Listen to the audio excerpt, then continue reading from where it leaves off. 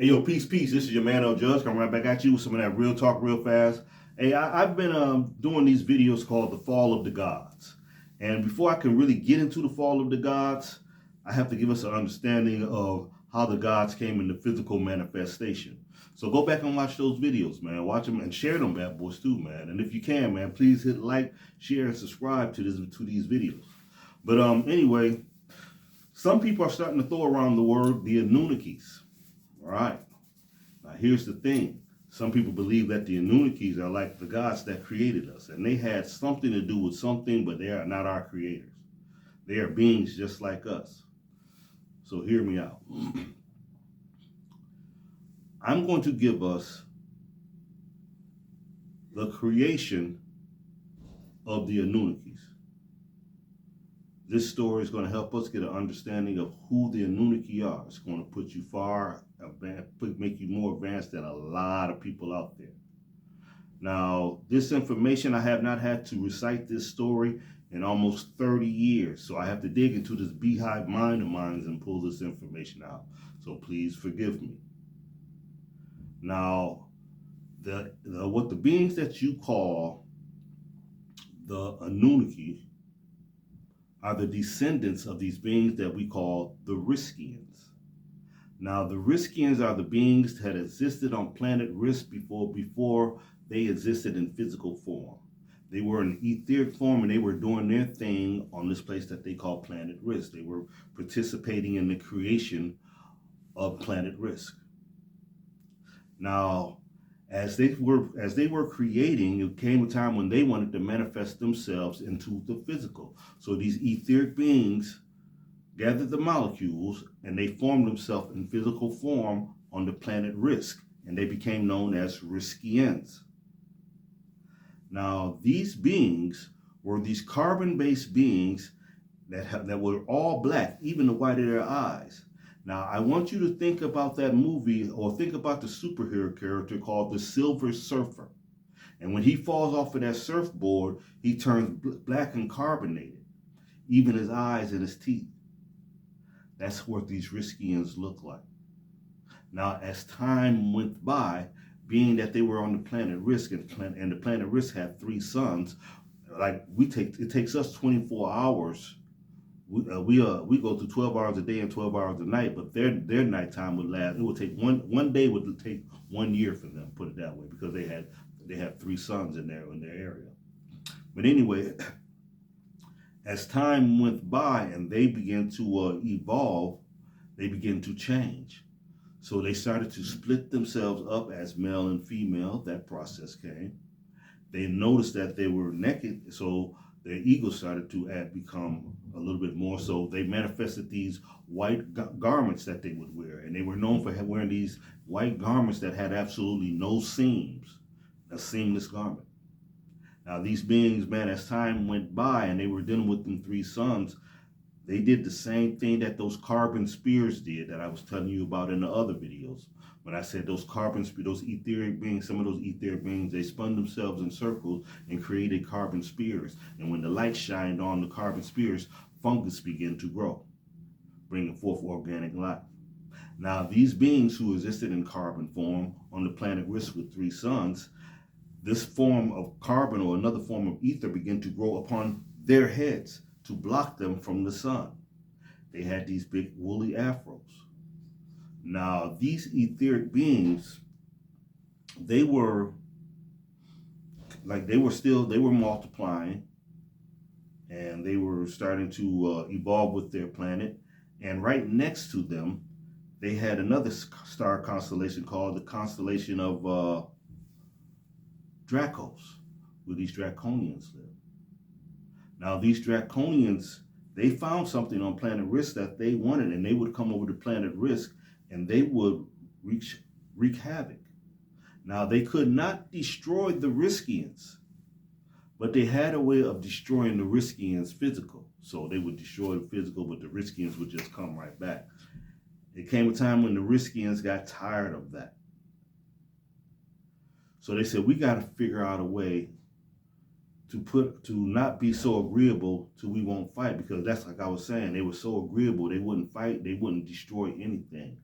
So they came up with the wise idea of mixing their blood with that reptilian blood, with the doggone draconian blood. So part of them would be disagreeable, and then they would stand forth and fight. So then they found the right ones to do this with, and then they began to mix their blood.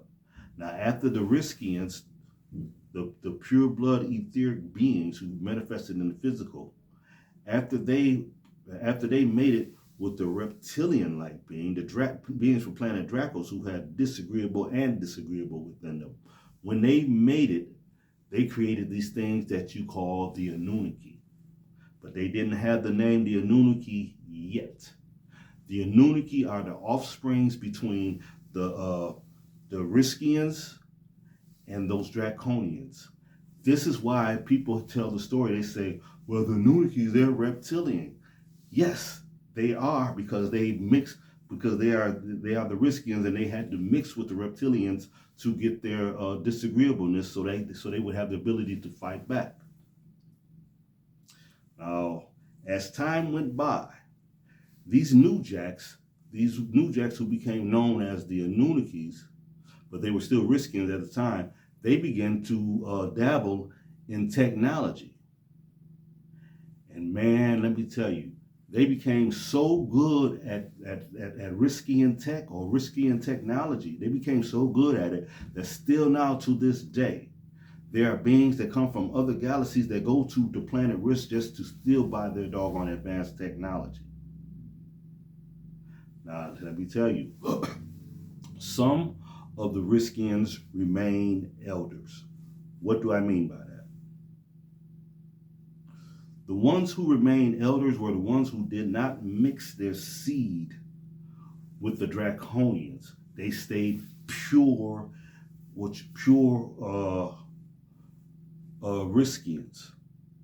Now, as time went by, because all things change throughout the course of time, all physical things change throughout the course of time, some kind of way. Throughout time, these Riskians who still wore the white garment. This is why you see priests and stuff in Islam, they be wearing the white garment. The ones who still wore the white garment, they begin to, their hairs on their face and their hairs on their head begin to turn gray. So they had the white woolly hair and the white woolly beards, and they were dark-skinned beings. And they were still highly magical because they never went down any other level than they didn't go down further on the scale to remove their magical powers, that you could say, or their magnetic powers.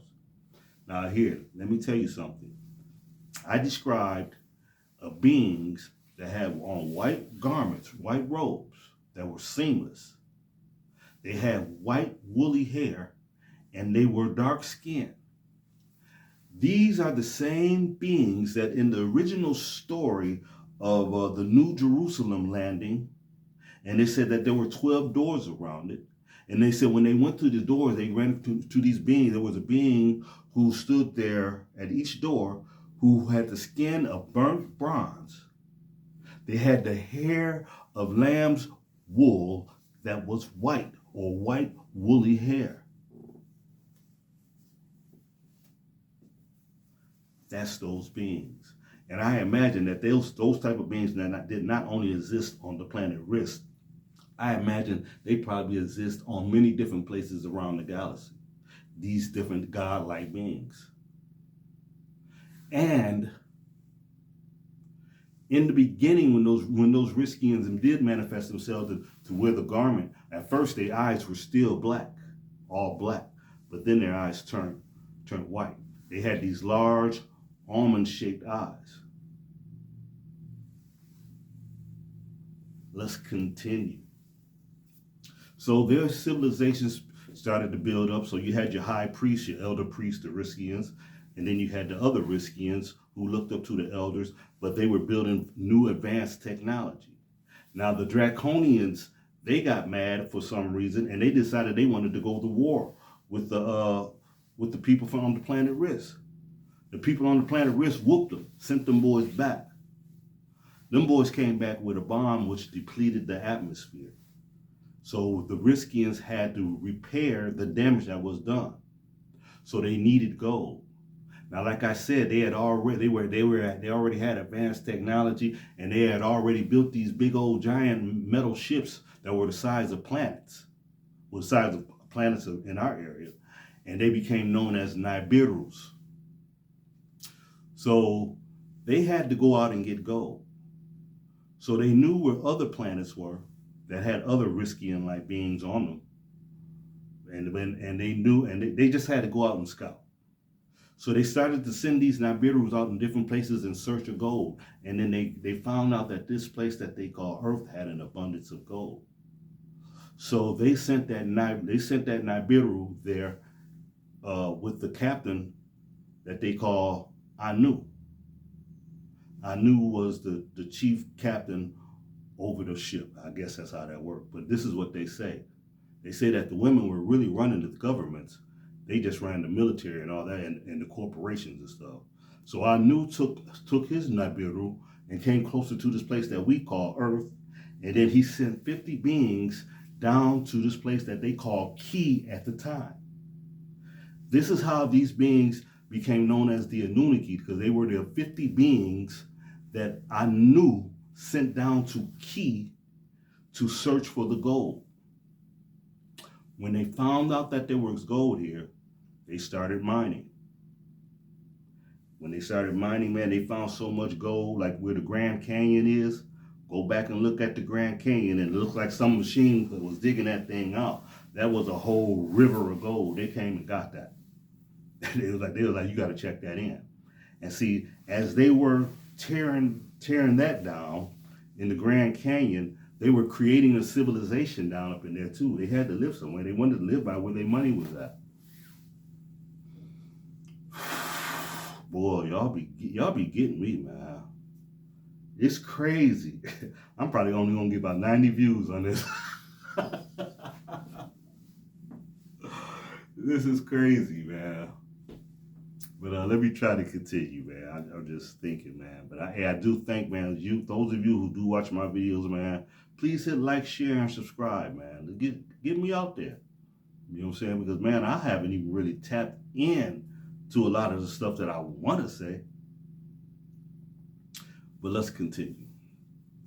So the Anunnaki, they found that gold down there, and then they found gold in other spots. So they start sending crews to different spots all over this location of the Earth that we live on, that we call Earth. Man, this is long. I'm sorry for this taking so long. So as they were digging for gold, their egos kicked in. You know what I'm saying? They started wearing the gold. They started stunting in front. But then some of the people some of the Anunnakis, or some of the Riskians, who became known as Anunnakis, they started getting tired working down here. So they're like, man, look, you got to come up with something else. Now, what they did was they had two chief scientists, one by the name of Nergal, and the other one by the name of Ariskagal, the female. Nergal is the one who has the staff with the caduceus on top, the snake, the Kundalini energy and all that good stuff. The Ida and the Pangada and all that. He was the chief doctor, but Ariskagal, she was the chief geneticist. So it was her job to take these beings who were evolving out of the water still. They had just evolved out of the water, and they were on their form. They were on the way to becoming human. And see, this is just part of the story, because there were some beings who had already evolved to this human-like thing. You know what? I'm going to stop right here, because it's tapping into the next story that I got to tell you about, the fall of the gods. But anyway, this is your man, L. Judge. Peace and blessings. I'm out.